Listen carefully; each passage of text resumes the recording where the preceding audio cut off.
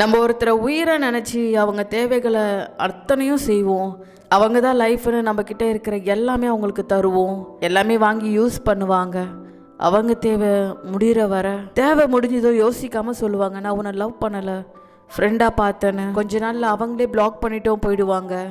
நம்ம அவங்க மெமரியில் பைத்தியம் மாதிரி சுற்றிட்டுருப்போம்.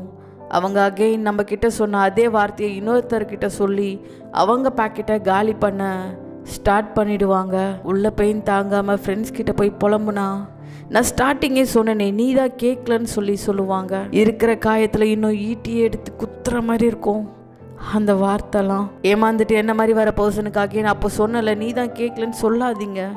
முடிஞ்ச ஒரு ஹக் பண்ணி விடு பார்த்துக்கலான்னு சொல்லுங்களேன். அவங்களுக்கு இப்போ தேவையானது அது மட்டும்தான். நான் இருக்கேன்னு கையை பிடிக்க ஒருத்தர், அது யாரா வேணா இருக்கலாம். அப்படி உங்களை ஒருத்தர் தேடி வராங்களா, ப்ளீஸ் நடந்ததை பேசி ஒட்டி இருக்க உயிரை மொத்தமாக போக வச்சிடாதீங்க.